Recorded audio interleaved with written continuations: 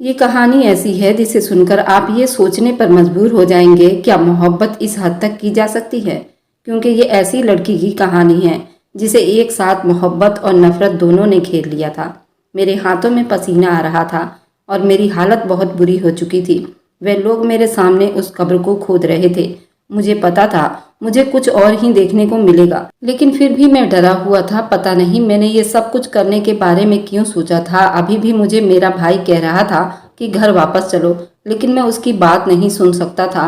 थोड़ी देर के बाद मैंने कब्र खोदी और सामने का मंजर देखकर मैं हैरान रह गया। इससे पहले कि मैं हैरानी से बेहोश हो जाता, वहां पर एक अजीब सी बात देखने को मिली। क्योंकि जब हम वापस पलट कर जाने लगे, हमने देखा कि कब्र के अंदर से बच्चे की रोने की आवाज़ें। मैं बाहर विदेश में अपने परिवार के लिए कमाने गया हुआ था। मेरा नाम आकिब है और मेरी 5 बहनें थीं। मैं 5 बहनों का इकलौता भाई था। मेरी माँ ने मेरी शादी करवा दी। उसके 1 महीने के बाद ही मैं विदेश चला आया था। मेरी बीवी का नाम फरजाना था। उसके साथ मैंने सिर्फ 1 महीने बिताए थे, लेकिन वह बहुत अच्छी लड़की थी। हम दोनों को ही पहले से पता था कि हमने एक साथ थोड़ा वक्त गुजारना है और मैंने उससे कहा था मैं जल्दी वापस आ जाऊंगा और उसने मेरी बातों पर भरोसा कर लिया। पर जब मेरी उससे शादी हुई तो वह बिल्कुल भी खुश न थी, कुछ डरी सी थी। 3-4 दिन तक तो वह डरी हुई थी। मैंने उससे कहा कि मुझसे बातें करो, मैं तुम्हारा पति हूँ, मुझे वापस चले जाना है, कुछ वक्त तो मेरे साथ बिता लो। लेकिन जब वह थोड़ी नॉर्मल हुई तब तक मेरे जाने का वक्त हो चुका था। फिर मैंने सोचा कि मैं चला जाता हूँ, जब तक वापस आऊँगा ये भी नॉर्मल हो जाएगी। और मुझे क्या पता था कि जब मैं वापस आऊँगा तो मुझे एक ऐसी खबर मिलेगी। मेरी शादी मेरी बुआ ने करवाई थी, जो मुझे बहुत प्यार करती थी। मैं उनसे हर बात शेयर कर लिया करता था और उनकी हर बात मानता था। उन्होंने कहा था कि मेरी शादी करवा दी जाए, जबकि मेरी माँ बिल्कुल भी मेरी शादी नहीं करना चाहती थी। मेरी माँ का कहना था कि जब तक 5 बहनों की शादी नहीं हो जाती, जब तक मेरी शादी नहीं करवाएंगी, यही एक कमाने वाला है और हम 7 लोग खाने वाले। अगर उसने शादी कर ली और बहनों का खर्चा देने से मना कर दिया तो मैं क्या अपनी बेटियों से धंधा करवाऊंगी। मेरी माँ के मुंह में जो भी आता था वह बोल देती थी। सबके सामने ऐसी ही बातें करती थी और बहुत ही सख्त मिजाज औरत थी। खानदान भर में से कोई भी रिश्ता देने को तैयार नहीं था, क्योंकि उनका कहना था इस घर में तो 5 नंद है और सास भी ऐसी खतरनाक, इसको कौन अपनी बेटी देगा। आजकल लड़कियों को इस चीज की समझ आ गई है। वह कहते हैं कि सास ना हो तो ही अच्छा, नंद ना हो तो ही अच्छा। और यहाँ पर तो नंद भी इतनी ज्यादा थी और सास भी ऐसी खतरनाक थी, तो रिश्ता कहाँ से होना था। मेरी बुआ ने बड़ी कोशिश की और फिर एक लड़की से मेरी शादी करवाने की बात की। मेरी माँ कहती थी मुझे तो तेरी शादी नहीं करवानी, पर मेरी बुआ ने कहा मैं तो इसकी शादी करवा रही हूँ। मेरी बुआ ने मेरी माँ से लड़ाई झगड़ा की और मेरी शादी करवा दी। मेरी माँ तो शादी में नहीं आई थी, उनको इतना ज़्यादा गुस्सा था। मैंने बुआ से कहा कि आपने ही मेरी बीवी का ख्याल रखना है, पहले ही मेरी माँ गुस्सा है। पर मेरी माँ ने कहा तू क्यों गैरों से बात करता है, हम खुद हैं ना ख्याल रखने के लिए, हम रखेंगे ना ख्याल। अब तूने शादी कर ली है तो वह इस घर की इज्जत है, सड़क पर थोड़ी फेंक देंगे। लेकिन किसी और के साथ अपने घर की बातों को ना किया करो। वैसे वो कोई और नहीं थी, मेरी बुआ थी। लेकिन मैंने अपनी माँ से कहा आप वादा करिए आप उसका ख्याल रखेंगी। तो उन्होंने कहा कि ऐसा ही होगा, बस तू शादी के 1 महीने के बाद वापस जाएगा और नौकरी छोड़कर यहाँ नहीं बैठेगा। पहले भी उनसे वादा किया। हमारे घर में किसी को भी फ़ोन रखने की इजाज़त नहीं थी, लेकिन मैंने जाने से पहले फरजाना को फ़ोन दे दिया था और उससे कहा कि अगर कोई देख ले तो ये मत कहना कि मैंने तुम्हें दिया है। उसने भी कहा कि ठीक है। मैंने कहा कि मैं रात को फ़ोन किया करूँगा और हम लोग फ़ोन पर बात भी करते थे। पर एक दिन वह मुझसे बात कर रही थी तो कुछ अजीब सा मामला हुआ। वो मेरे साथ बातों में लगी हुई थी, तभी कोई अचानक से अंदर आ गया। वह किसी से बात करने लगी, लेकिन उसने कॉल बंद नहीं की। थोड़ी देर के बाद मुझे अजीब सी आवाज़ आई और उसके बाद जब मैंने फ़ोन मिलाया तो फ़ोन मिल नहीं रहा था, जैसे फ़ोन बंद हो गया हो। सुबह मेरी माँ ने पड़ोस वालों के फ़ोन से फ़ोन किया, क्योंकि हम लोग गांव में रहते थे और यहाँ पर सिग्नल भी बड़ी मुश्किल से आते थे। रात के टाइम थोड़ा सिग्नल पकड़ता था और मुझे कहने लगी इसलिए मैं तेरी शादी नहीं करवाना चाहती हूँ। तू तो चला गया, पीछे तेरी बीबी की निगरानी करनी पड़ेगी। पहले ही इस घर में 5 लड़कियां हैं। और मैंने कहा क्यों, क्या हो गया, मेरी बीवी ने क्या कर दिया। तो कहने लगी कि तेरी बीवी फ़ोन पर किसी से बातें कर रही थी और वह भी आधी रात को। 2-3 दिन से मैं इसको देख रही थी और इसके कमरे में हंसने की आवाज़ें आती थी। उसने फ़ोन भी छुपा के रखा हुआ था। आखिर फ़ोन उसको किसने दिया? और वह ये बात बताती नहीं थी और मैंने गुस्से से उसे 2-4 थप्पड़ भी लगा दिए हैं। जब मैंने ये सुना तो मेरे कदमों के नीचे से ज़मीन निकल गई। मैंने कहा कि मम्मी, आप इतनी बुरी क्यों हो गई? आपने कैसे उस पे हाथ उठा दिया? अभी उसकी शादी को वक्त कितना हुआ है? तो कहने लगी, उसको भी तो समझ आनी चाहिए कि अभी शादी इतना वक्त नहीं हुआ और बैठी है यार फंसा के। मैंने कहा, मम्मी यार की बात नहीं है, मैंने उसे फ़ोन दिया था और मैं ही उसके साथ बातें करता था। मैंने उसे कहा था किसी को नहीं बताना। वे बेचारी मासूम है, उसने मेरी बात मानी। आप लोगों को ये भी नहीं बताया कि आपके बेटे से ही बात कर रही है और आपने उस पर हाथ उठाया। आपको ये बिल्कुल भी नहीं करना चाहिए था। मेरी उससे बात करवाओ तो मेरी माँ भी हैरान रह गई। उसने कहा कि फिर तुझे बताना चाहिए था ना, बीवी के साथ बैठकर खिचड़ी पका रहा है। माँ और बहनों को बीच में से निकाल दिया है। मैं बात नहीं करवा सकती हूँ। वह अपने कमरे में सुबह से बैठी रो रही है। मैंने कहा कि फ़ोन कहाँ है उसका, उसको कहो कि अपना फ़ोन ऑन करे। तो मेरी माँ ने कहा, वह तो मैंने उसे लेकर दीवार पर दे मारा था तो वह तो टूट गया। मुझे इतना गुस्सा आ रहा था लेकिन सामने माँ थी, क्या बोलता। मैंने फ़ोन ही बंद कर दिया। दोबारा फ़ोन करने की कोशिश करती रही लेकिन मैंने फ़ोन नहीं उठाया। पूरे 2 हफ्ते तक किसी से बात ना की। महीने की पहली तारीख आई तो मैंने अपनी बीवी के भाई के पास पैसे भेजे और उससे कहा कि अपनी बहन को एक अच्छा वाला मोबाइल लेकर देना। उसने ऐसा ही किया और ये बात भी जब मेरी माँ को पता चली तो उन्होंने घर में बहुत ज़्यादा फसाद बनाया। पर मैंने कहा कि आप लोगों ने भी तो उसके साथ बुरा किया था। मेरी माँ ने कहा, आकिब फिर तुझे 5 फ़ोन और खरीदने पड़ेंगे। जब अपनी बीवी को लेकर दिया है तो अब बहनें भी जिद करेंगी। मैंने कहा कि बहनों की क्या मजाल है कि जिद करें। उन्हें कहो कि जब तुम्हारी शादी होगी तुम्हें तुम्हारे पति फ़ोन लेकर देंगे। मेरी बीवी है और मैं उसके लिए फ़ोन लूँगा तो वह मुझसे ही बात करेगी ना। मेरी बहनों को किससे बात करनी है? मेरी माँ हैरान थी। तेरी शादी हो गई है तो तेरी जुबान तो 2 फीट की हो गई है। मैंने कहा कि क्यों ना हो मेरी जुबान लंबी, 7 लोगों का खर्चा चलाने वाला हूँ तो मेरी ही मर्जी चलेगी ना। इसके बाद मेरी माँ चुप हो गई लेकिन मैंने भी उनको मनाने की कोशिश नहीं की। उन्होंने तो सारे खानदान को अपने पीछे लगाया हुआ था। सारी जिंदगी मेरे बाप को भी इसी तरह तंग किया था और वह बेचारा इस दुनिया से चला गया। अपने ससुराल वालों के खिलाफ तो अभी भी साजिशें करती फिर रही थी और मेरी भी शादी नहीं करवा रही थी। मेरी माँ एक लालची औरत थी और उसमें कोई शक नहीं था। वह जालिम भी थी और उन्हें अपनी बेटियों के अलावा किसी की भी फिक्र ना थी। ऐसे में अगर मेरी बीवी फरजाना गुजारा कर रही थी, उनके घर के काम भी करती थी तो उनको इसकी इज्जत करनी चाहिए थी। मैंने अपनी बीवी से बात की लेकिन उसने कोई शिकायत ना की। उसने कहा कि कोई बात नहीं, मम्मी को गलतफहमी हो गई थी और फिर अपनी माँ भी तो बच्चों पर हाथ उठा लेती हैं। उन्होंने उठा लिया तो कोई बात नहीं। जब इंसान बच्चे और माँ के बीच फंस जाता है और ये समझता है कि वो क्या करे, बीवी जैसी भी हो आपकी हमसफर होती है। सारी जिंदगी उसने आपके साथ गुजारा करना होता है। मुझे भी ज़्यादातर अपनी माँ और बहनों की ही गलती लगती थी और फिर मेरी बीवी कैसे गलत हो सकती थी। अभी 1 महीना नहीं हुआ था शादी को, मैं उसे वहाँ छोड़कर आ गया था। सारे घर का काम करती थी और किसी के सामने कुछ भी नहीं बोलती थी और मुझसे कुछ भी नहीं मांगती थी। अब इससे ज़्यादा अच्छी बीवी और क्या होती। अच्छी बीवी किसको कहते हैं? तो फिर मैं क्यों ना उसका ख्याल करता। लेकिन वही बात है ना, जितना पति अपनी बीवी के साथ अच्छा होता है उतना ही घर वालों के सामने बुरा हो जाता है। एक बार मुझे फरजाना ने बताया कि उसका एक पागल कजन है जो उससे शादी करना चाहता था और उसके पीछे पड़ा हुआ था। तो कहने लगी कहीं वो किसी दिन मुझसे फ़ोन पर बात ना करे क्योंकि मुझे पिछले दिनों रॉन्ग नंबर आया था। मैंने कहा कि पागल हो, फ़ोन पास होता है तो रॉन्ग नंबर भी आ जाता है और अगर वो बात करेगा तो क्या हो गया, अब तो तुम मेरी बीवी हो। अगर कोई ऐसी वैसी बात हुई तो मुझे बता देना। कहने लगी नहीं, ऐसी वैसी कोई बात नहीं है क्योंकि वह सचमुच पागल है। लेकिन वह होते हैं ना कुछ लोग पागल जिनको कुछ लड़कियां पसंद आ जाती हैं, इस तरह का पागल है। बेचारा सच में पागल है।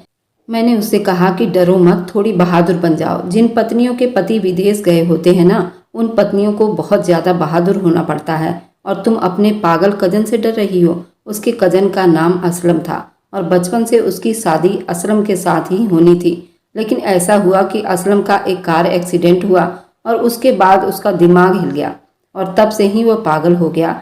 मैंने कहा कि वैसे इंसान से डरने की ज़रूरत नहीं, बल्कि उसके लिए तो दुआ करो। उसने मुझे कहा कि आपको बुरा नहीं लगा कि मेरा रिश्ता किसी और से होने वाला था तो मैंने उससे कहा कि नहीं, मुझे क्यों बुरा लगेगा।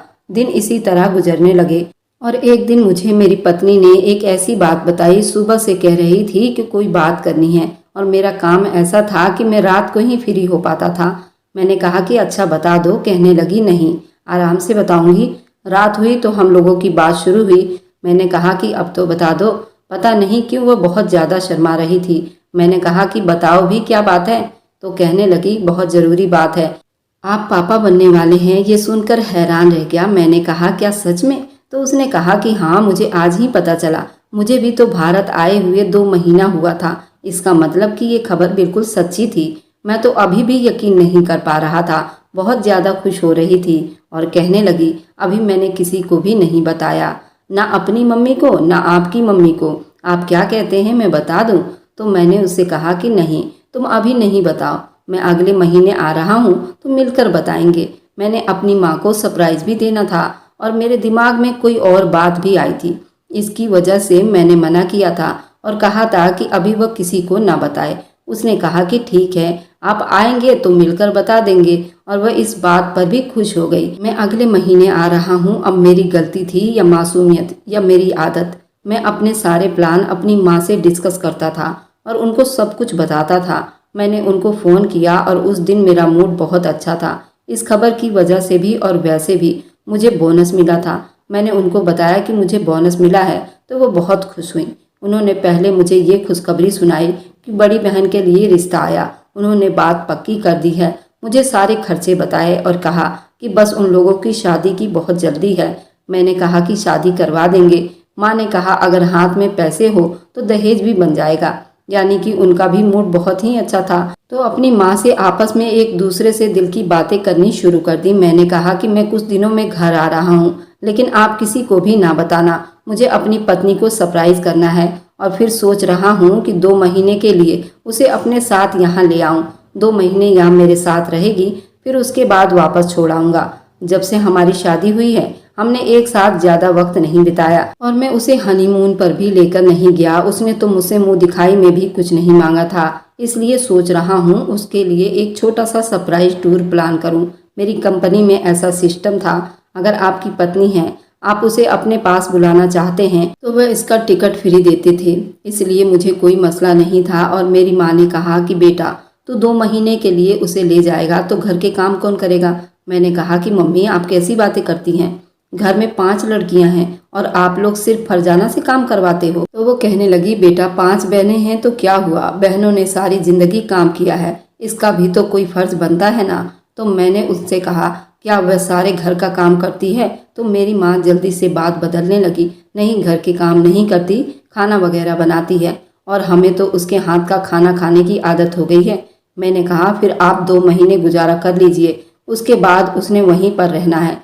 मेरी माँ ने कहा इसका मतलब कि तेरा पक्का इरादा है और तू उसे 2 महीने वहां पर रखेगा तो खर्चा नहीं होगा। मैंने कहा कि हो जाएगा, होगा खर्चा तो क्या हो गया, 2-4 महीने आपको पैसे कम भेज दूंगा, लेकिन ये भी तो जरूरी है ना, मेरी अपनी जिंदगी भी तो है। मेरी माँ चुप हो गई, उसके बाद कुछ ना बोली और मुझे लगा थोड़ी नाराज हो जाएंगी, मगर कहती थी कि बिजी हैं और काम में है। मैंने भी फोन ना किया और मैं वापस जाने की तैयारी करने लगा। मुझे पता था, मैंने अपनी बीवी से कहा था मैं अगले महीने आ रहा हूँ, लेकिन मैं उससे भी पहले जाने की तैयारी में था, उसे सरप्राइज मिल सके।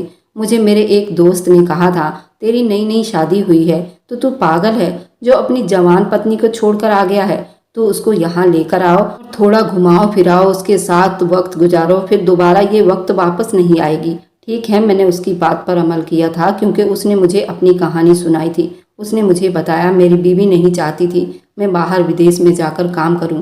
मेरी माँ बहनों ने बाप भाइयों ने शोर मचाया हुआ था। वह तो मुझे बहुत प्यार करती थी, हमारी लव मैरिज हुई थी। मुझे कहने लगी कि मुझे तो कुछ नहीं चाहिए। फिर ये ना कहना कि मेरे लिए जा रहे हो, अपने बाप भाइयों के लिए जा रहे हो। और जाते हुए मेरा उससे काफ़ी झगड़ा हो गया था और मैं यहाँ आ गया। मैं 2 साल तक वापस नहीं जा सकता था क्योंकि वीज़ा वगैरह लगवाने के लिए कर्ज लिए थे। जब तक कर्ज नहीं उतरने वाला था तब तक वापस नहीं जा सकता था। उसने मुझे एक बार भी फ़ोन पर बात नहीं किया और ना ही मुझे मैसेज किया। मुझे व्हाट्सएप से ब्लॉक कर दिया, सारी जगह से ब्लॉक कर दिया, यहाँ तक कि अपना फ़ोन भी बेचकर पैसे मेरी माँ को दे दिए।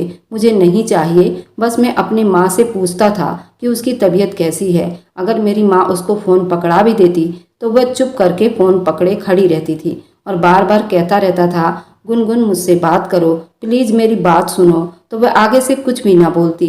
और फिर जब मैं 2 साल के बाद वापस गया तब भी वो मेरे साथ इसी तरह से पेश आ रही थी।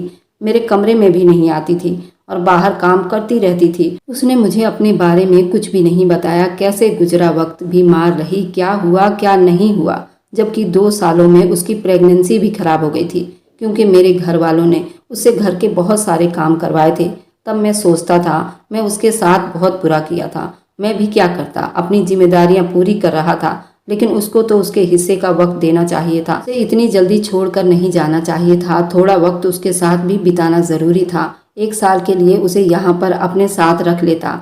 थोड़ी मुश्किलें होती, लेकिन कम से कम रिश्ता तो खराब नहीं होता। अब मैं चाहता हूँ तो वो कहती है कि वापस कब जाएंगे, आपके जाने का वक्त हो गया है। लेकिन वो बिल्कुल भी मुझसे नजरें नहीं मिलाती। अपना फर्ज पूरा करती है लेकिन मोहब्बत नहीं करती। मैं ये सुनकर ही परेशान हो गया था कि कल को मेरे साथ भी मेरी पत्नी ऐसा ना करे। मैं ये सब कैसे बर्दाश्त करूंगा। मेरा दोस्त कहता था, यार औरत की जिंदगी बहुत ही छोटी सी होती है, वह अपने पति के आजू बाजू घूमती है। मैं तो अपनी पत्नी के इस दुनिया से निकल गया। अब उसे मेरी कोई परवाह नहीं है, मैं आऊं या जाऊं। और हमारे यहाँ बच्चे भी पैदा नहीं हो रहे, क्योंकि डॉक्टर ने कहा है मेरी पत्नी को बहुत ज़्यादा टेंशन है। वह खुद जलती है और साथ में मुझे भी जलाती है। औरत का इंतकाम ऐसा ही होता है और मेरी यही राय है, तुम अपनी पत्नी को इस मुकाम पर न लेकर आओ। इसलिए अभी तेरे पास वक्त है। मैंने सोचा था कि ऐसा ही करूँगा, और वैसे भी फरजाना माँ बनने वाली थी। अगर मैं उसे अपने साथ ले आता तो उसके ऊपर अच्छा असर पड़ता। मगर मेरी माँ ने जिस जगह मेरी बहन का रिश्ता पक्का किया था, उन लोगों ने बहुत ज़्यादा पैसे मांग लिए। वह लोग भी बहुत कुछ मांग रहे थे, अलग से पैसे भी मांग रहे थे और गाड़ी भी मांग रहे थे। हमने कहा कि गाड़ी नहीं दे सकते, तो फिर कहने लगे फिर मोटरसाइकिल लेकर दें। मुझे तो साफ पता चल रहा था मेरी बहन के ससुराल वाले 1 नंबर के लालची हैं और लालच में आकर रिश्ता कर रहे हैं। तो मेरी माँ ने कहा, तेरी बहन की पसंद है, अब लड़का भी बहुत अच्छा है और उसकी सहेली का भाई है। मैंने कहा, फिर यूं कहो ना कि पसंद की शादी कर रही है, तो फिर हम इतना सारा दहेज क्यों दें। उससे कहिए ना कि लव मैरिज की है, फिर थोड़ी कुर्बानी भी दे।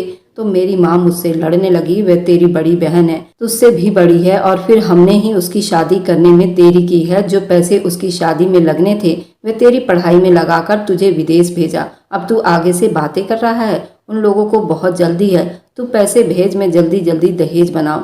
खुद ही तो कह रहा था हाथ में पैसे हो तो झट से दहेज बन जाते हैं। मैंने कहा कि मुझे लगा था नॉर्मल सी मांग होगी, 1 कमरे का सामान होगा, और ये तो गाड़ियां तक मांग रहे हैं। मैं कहाँ से कितने पैसे दूं। मेरी माँ ने कहा, ठीक है मैं तेरी बहन को बता देती हूँ। और 2 दिन गुजरे तो मेरी माँ ने रात के टाइम फ़ोन किया और कहने लगी, तेरी बहन राहत ने खुदकुशी करने की कोशिश की है। उसने अपने हाथ को काट लिया और बड़ी मुश्किल से उसकी जान बचाई है, और तूने ही तो उसका दहेज बनाने से मना किया था। तो वे लोग भी रिश्ता ख़त्म करने की बात कर रहे थे। तू क्या चाहता है, मेरी बेटी मर जाए। मेरी माँ तो ऐसे सर पीट रही थी और ऐसे रो रही थी। जो पैसे मैंने फरजाना और अपने लिए रखे थे उसे यहाँ लेकर आऊँगा, फिर यहाँ पर 2 महीने अपने साथ रखूँगा। वो पैसे मैंने अपनी माँ को भेज दिए और कहा कि बना दो दहेज, कर दो उसकी शादी।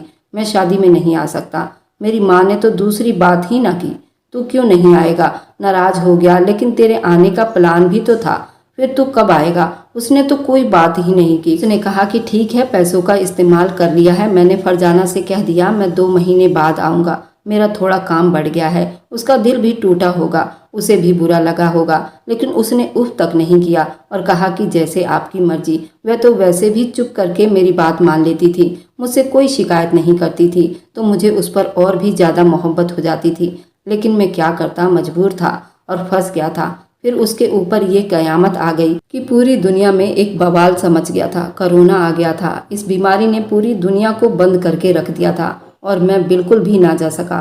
फरजाना का फ़ोन चोरी हो गया था और अब मेरे पास इतने पैसे नहीं थे कि मैं नया फ़ोन दिलवा दूं, क्योंकि हमारा भी काम बंद हो गया था। हम लोग तो बस अंदर कैद होकर रह गए थे। देश से बाहर जा सकते थे और ना नौकरी कर सकते थे। उधार करके गुजारा चल रहा था। घर के हालात भी बहुत बुरे हो गए थे। बड़ी बहन की शादी हो गई, वह ससुराल चली गई। ये वक्त भी बहुत ही बुरा था। 6-7 महीने के बाद हालत कुछ ठीक हुई तो मैं वापस आ सकता था। अभी तक तो शायद फरजाना की डिलीवरी हो गई होगी। मैंने कहा कि सही वक्त पर जा रहा हूँ, नहीं तो बच्चे के लिए दोबारा आना पड़ता। अब जाऊँगा तो अपनी औलाद की शक्ल देखकर थोड़ा वक्त उसके साथ बिताकर ही वापस आऊँगा। घर वालों को फिर से सरप्राइज देने का प्लान बनाया था, इसलिए अचानक आ गया और घर में दाखिल हुआ तो मेरी मम्मी कपड़े धो रही थी, मेरी बहनें खाना बना रही थी और फरजाना कहीं नजर नहीं आ रही थी। मेरी ख्वाहिश थी कि जब मैं दरवाजे पर दस्तक दूं तो वही दरवाज़ा खोले, लेकिन उसने दरवाज़ा नहीं खोला। मेरी आंखें उसी को तलाश कर रही थी। मैं उसको देखना चाहता था, कैसे वो मुझे देखेगी और हैरान होगी, मेरी तरफ भागेगी। वह तो अब नहीं आ सकती थी, ना ही मेरे गले लग सकती थी, लेकिन मुझे देखकर जो उसकी आंखों में खुशी उमड़ती, वह देखने के लिए मैं कुछ भी कर सकता था। मैं बहुत खुश था और उसके लिए बहुत सारे तोहफे लाया था। अपनी औलाद के लिए भी शॉपिंग करके लाया था। मुझे पता था कि आज कल में ही मेरी पत्नी की डिलीवरी होगी और मैं बाप बनने वाला हूँ, क्योंकि काफ़ी महीने गुजर चुके थे और 1 महीने से तो उसने मुझसे बात भी नहीं की थी। कहती तो वह कुछ भी नहीं थी। फिर माँ से बात करता था तो माँ से कहता था कि फरजाना से बात करवा दो। माँ कहती थी कि वह बात नहीं कर रही। मुझे पता था वह नाराज़ थी, तो मैंने भी सोचा अब सीधा जाकर मनाऊंगा। इसलिए मैंने भी ज़्यादा फोर्स नहीं किया कि जब मैं उसके सामने खड़ा होता उससे कहता नाराज हो क्या, जाने मन मुझसे क्यों नाराज है, तो वो मान जाती। वह तो कभी भी नाराज ही नहीं रहती थी। मैं तो उसके लिए सोने का सेट भी लेकर आया था। जिस जगह पर काम करता था वहाँ का सोना बहुत मशहूर था। आखिरकार इतना तो बनता ही था। उसके मुंह दिखाई का तोहफा, एक बहुत प्यारा सा सोने का सेट। लेकिन मैंने किसी को भी नहीं बताया था। मैं किसी को दिखाना भी नहीं चाहता था, नहीं तो इधर से उधर हो जाता। मम्मी कहती बहन के लिए रख दो, उसकी शादी में दे देंगे। लेकिन जो हक मेरी पत्नी का था वो मैं बहन को कैसे दे सकता था। इसलिए मैंने उससे पहले ही छुपा कर रखा हुआ था। अपनी तरफ से बहुत चालाक बनकर आया था, बहुत उछल रहा था। अपने बच्चों के लिए अपने दिमाग में बहुत सारे सपने सजा रखे थे। अपने बच्चे के साथ खूब खेलूंगा। जब मेरी बीवी माँ बनेगी, मैं बाप बनूंगा, वह दिन मेरी जिंदगी का सबसे खुशी का दिन होगा। मुझे देखकर मेरी माँ बड़ी खुश थी। उन्होंने मुझे अंदर बिठाया। मेरी बहन को कहा कि जल्दी जल्दी मेरे बेटे का पसंद का खाना बनाओ। अभी सुबह के 10 बजे थे। सारी बहनें भी खुश हो गईं। बार बार कहने लगी हमारे लिए क्या लेकर आए हो। मैं उनके लिए भी बहुत कुछ लाया था। मैंने कहा कि अरे बैठने दो। मुझे लगा कि अभी मेरी माँ कहेगी कि जाओ जाकर भाभी को बुला कर लाओ, उसे कहो कि आकिब आया है, लेकिन वह ये शब्द ही नहीं बोल रही थी। जब मैंने खुद ही फरजाना को आवाज़ दिया, कहा कि फरजाना, उन सबके चेहरे ऐसे बन गए जैसे पता नहीं मैंने क्या पूछ लिया हो। अपनी बीवी के बारे में ही तो पूछा था मैंने, लेकिन उनके चेहरे को देखकर ऐसे लग रहा था जैसे मैंने कोई बहुत मुश्किल सवाल पूछ लिया हो। सभी लोग एक दूसरे की तरफ देख रहे थे कि जैसे किसी शुभ मुहूर्त का इंतजार कर रहे थे।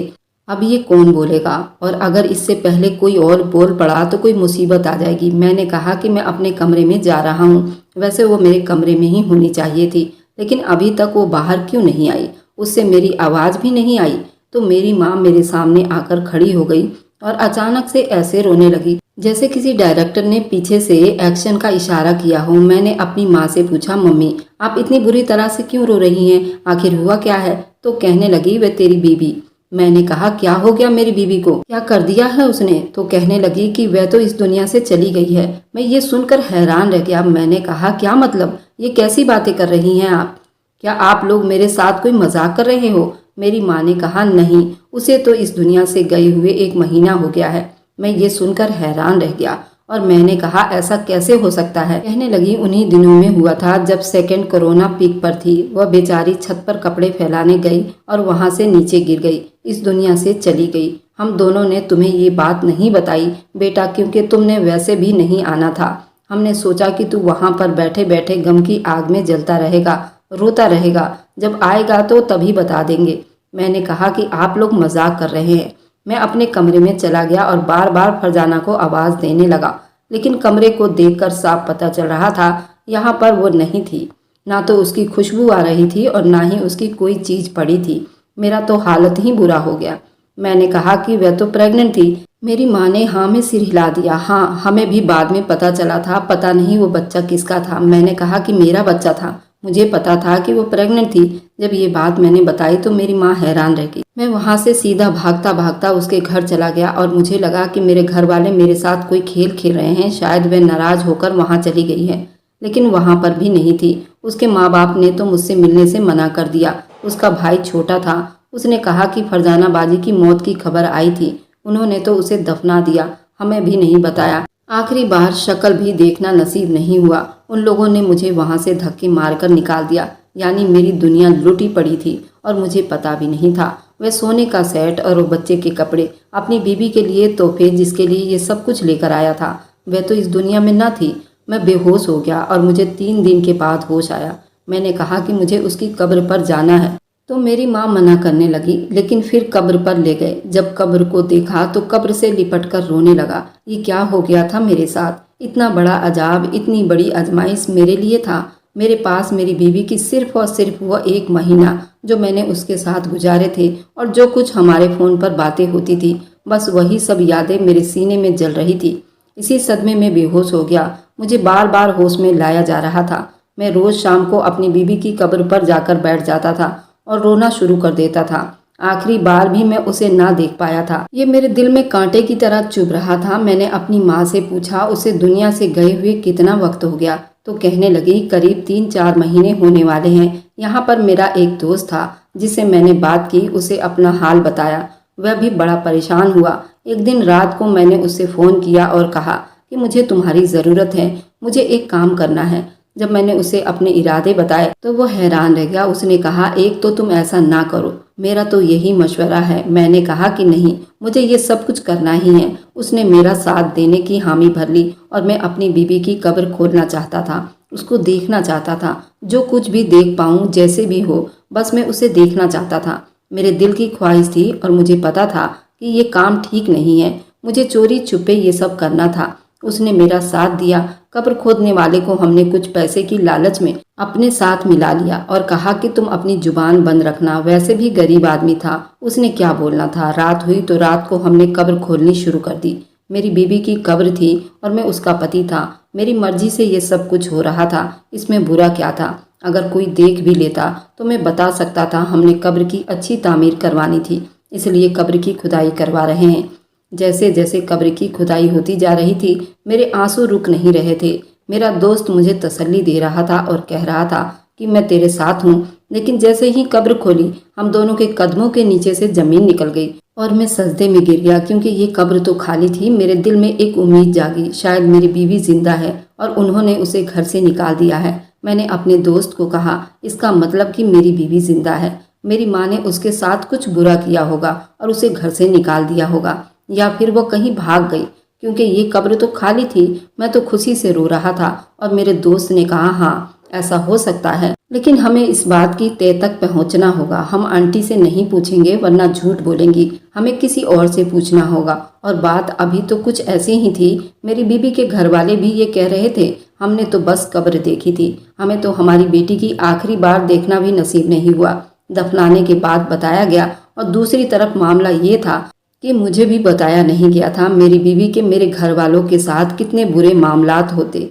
लेकिन वह मुझे ये बात ज़रूर बताती, तेरी बीवी इस दुनिया से चली गई। ऐसा नहीं हो सकता था कि वो मुझे ना बताती। ये तो वही बात है कि मैं अपने घर आया और मेरी बीवी घर पर ना थी। हो सकता है कहीं और गई हो। मुझे कह दिया गया कि वह तो मर गई है। ऐसा थोड़ी होता है, ये तो कोई मजाक था। पर मैंने ये 10 दिन बड़ी तकलीफ और परेशानी में बिताई थी, उनका क्या? और अब मेरी बीवी कहाँ थी? क्योंकि वह कब्र के अंदर तो नहीं थी। उसके घर वालों को भी पता नहीं था और मैंने ये बात किसी को नहीं बताई। कब्र हमने वापस बंद कर दिया और अपने कमरे में तलाशी लेने लगा। शायद मुझे कोई सबूत मिल जाए, शायद मेरे लिए कोई चीज़ छोड़ी हो, कुछ तो हो। मेरी माँ और बहनें मुझसे नज़रें नहीं मिलाती थीं। मैं अभी वहीं पर था तो मेरी बड़ी बहन को तलाक हो गई। वह घर आई तो अजीब सा शोर मच गया था। मेरी माँ की आदतें मुझे पता थी। मेरी माँ के लिए गुनाह की सज़ा मिल रही थी। इसका मतलब कि उसने कोई गुनाह तो जरूर किया था। वह गुनाह मेरी बीवी के ऊपर ही किया होगा, उसके साथ ही कुछ बुरा किया था। लेकिन वह थी कहाँ? मैं कैसे तलाश करता? और उसका फ़ोन तो घर पर ही पड़ा था, जबकि मुझे कहा गया था कि उसका फ़ोन चोरी हो गया है। मैं बड़ा परेशान था। अब कहाँ जाऊँ, क्या करूँ? किसी तरह से तलाश करूं। अगर मेरे घर वालों ने उसके साथ बुरा किया है तो वह अपने माँ बाप के घर भी तो जा सकती थी, लेकिन वो वहां पर भी नहीं गई थी। ये बात मेरी समझ से बाहर थी।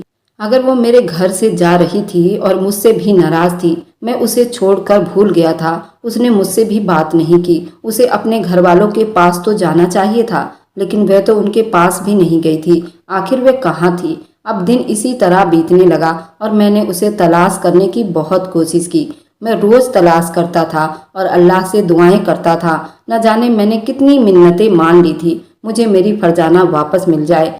मैं अकेला रहकर क्या करूँगा? अगर मेरी बीवी मिल गई तो मैं मस्जिद की तामीर करवाऊंगा, भूखों को खाना खिलाऊंगा। पता नहीं ये क्या सोच लिया था मैंने, पर वह मुझे कहीं नहीं मिल रही थी।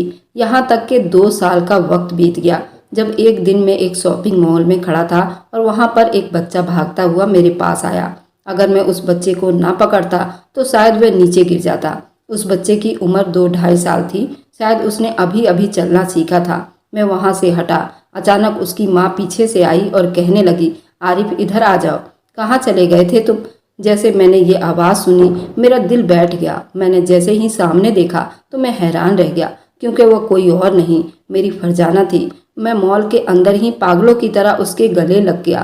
कहने लगा, तुम कहाँ चली गई थी? मैंने तुम्हें कितना तलाश किया। वो मुझसे दूर भागने लगी। ऐसा नहीं था कि वो फरजाना की शक्ल की कोई दूसरी लड़की थी, पर वो मेरी बीवी थी। फरजाना ने मुझे कहा, ये आप क्या कर रहे हैं? वह अपने बच्चे को लेकर वहां से जाने लगी। उसका पति था या जो भी था वो भी उधर आ गया। उसे राहत कह रही थी, बुला रही थी। अब तो मुझे यकीन हो गया ये मेरी फरजाना है, लेकिन वो मुझसे अपना हाथ छुड़ाकर राहत के पास जाकर खड़ी हो गई। उसने ऐसा क्यों किया? इससे पहले कि मैं मॉल वाले मुझे पकड़ते और पुलिस के हवाले करते, मैं किसी औरत को छेड़ रहा था। राहत ने कहा, तुम भी हमारे साथ चलो। मैं भी उनके साथ गाड़ी में बैठ गया और मुझे तो फरजाना ने बताया था राहत पागल है, लेकिन ये तो बिल्कुल ही ठीक ठाक आदमी लग रहा था। मैं हैरान था। मेरी अपनी बीवी फरजाना मुझे देखकर जिस तरह से दूर हटी, जैसे मैं कोई गैर हूँ, और मैं उसके लिए कितना तड़प रहा था। मैंने राहत का गिरबान पकड़ लिया और फरजाना उस टाइम घर में थी।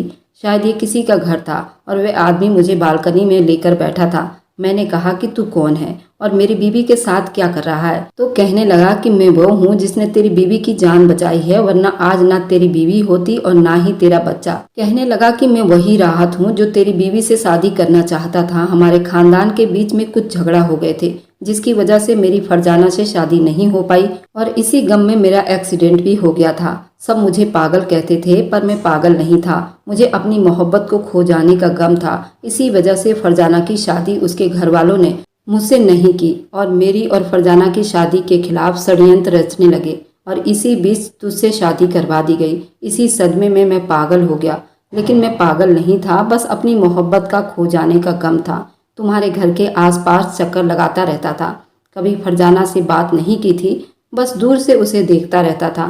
कहीं नजर आ जाए तो आंखों को सुकून मिल जाए। और मेरा ये चक्कर लगाना एक दिन काम आ गया। तुम्हारे घर से चीखने चिल्लाने की आवाज़ आ रही थी। तुम्हारी माँ और तुम्हारी बहनें मिलकर इस पर जुल्म कर रही थी।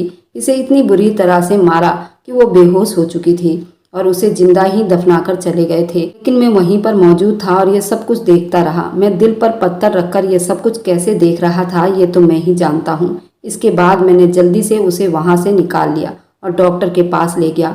डॉक्टर ने कहा कि ऑपरेशन करना पड़ेगा क्योंकि ये औरत माँ बनने वाली है। और उसी रात तुम्हारा बेटा पैदा हुआ। तुम्हारा बेटा 1 महीने तक अस्पताल में था और जिंदगी और मौत की जंग लड़ रहा था। फरजाना को कुछ पता नहीं था कि उसके सर पर गहरी चोट लगी थी।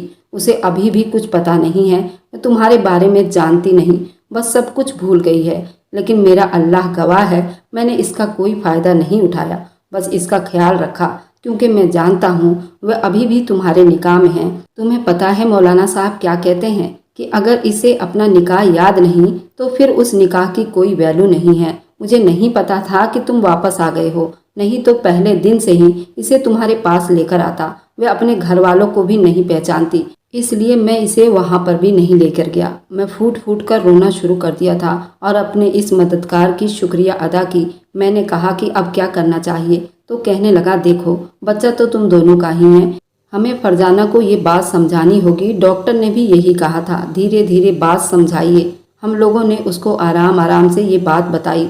शादी की तस्वीर भी दिखाई, मैसेज भी दिखाए, वीडियो दिखाई और बच्चे का डीएनए मेरा ही था। इस बात से पहले बहुत हैरान हुई, परेशान हुई और रोती रही, लेकिन धीरे धीरे उसे समझ आ गई कि उसके साथ एक हादसा हुआ है और मैं ही उसका पति हूँ।